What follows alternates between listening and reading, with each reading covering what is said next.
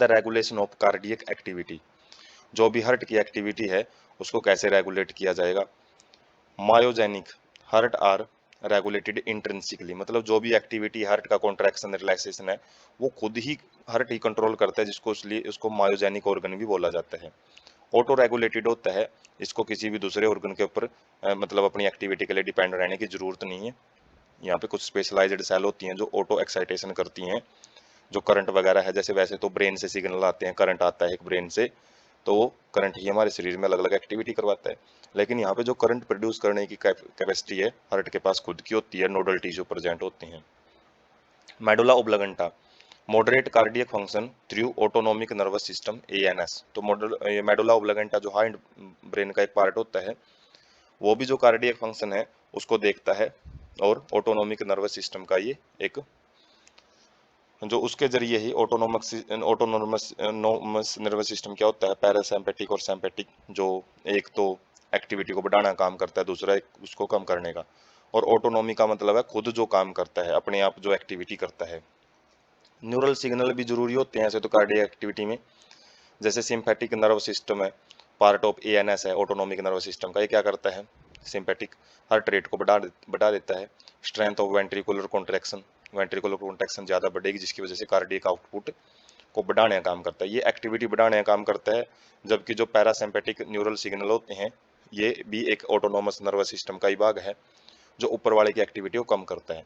Decrease rate of heart beat, जिसकी वजह से जो कंडक्शन ऑफ एक्शन पोटेंशियल है वो कम हो जाते हैं, कॉन्ट्रैक्शन कम होगी और कार्डियक आउटपुट है वो कम हो जाती है। तो कहीं पे भी काम करते हैं दोनों एक दूसरे के अपोजिट ही करते हैं। Adrenal medullary hormones can also increase cardiac output.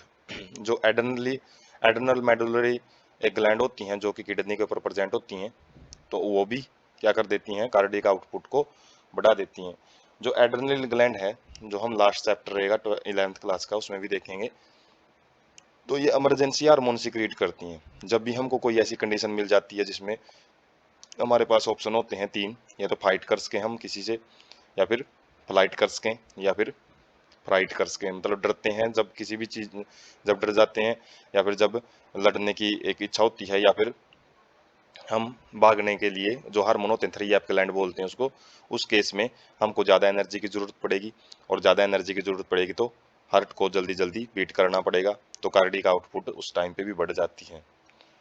उसके बाद है रेगुलेशन ऑफ कार्डियक एक्टिविटी। हम देख सकते हैं वैसे तो ऐसे नोड ही जो जितना भी एक कॉन्ट्रैक्शन वगैरह रिलैक्सेशन के लिए जो सिग्नल बनाता है वो है, लेकिन फिर भी जो अलग अलग पोर्शन होते हैं जैसे कि सेंसरी नर्व फाइबर्स हैं वो भी काम करते हैं, पैरासिम्पेटिक नर्व फाइबर्स हैं, सिम्पेटिक नर्व फाइबर हैं, तो ये एक्टिविटी अलग अलग ढंग से कंट्रोल करते हैं हार्ट की। उसके अलावा sympathetic nerve fibres to adrenal gland, तो जो सिम्पेटिक नर्व सिग्नल है वो एड्रेनल ग्लैंड के ऊपर जाएंगे। एड्रेनल ग्लैंड हार्मोन सिक्रेट करेगी जो कि ब्लड के जरिए हार्ट के पास आएगा, और हार्ट से अलग अलग जो स्टिमुलेशन है वो करवाता है। उसके अलावा कुछ baroreceptors in the wall of internal carotid artery, जो कैरोटिड आर्टरी होती हैं उनके अंदर भी कुछ ऐसे रिसेप्टर होते हैं जो कि कुछ भी सिग्नल को रिसीव कर लेते हैं। कैरोटिड बॉडी कीमो रिसेप्टर्स, ये हमने जो कैरोटिड आर्टरी है ये रेस्पिरेटरी सिस्टम में भी देखा है।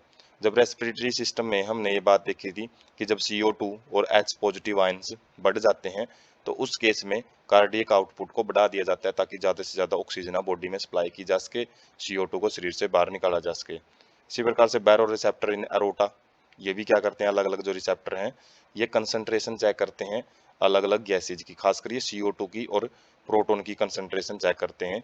जब ये मात्रा इनकी ज़्यादा हो जाती है बॉडी में तो कार्डियक आउटपुट है वो बढ़ा दी जाती है।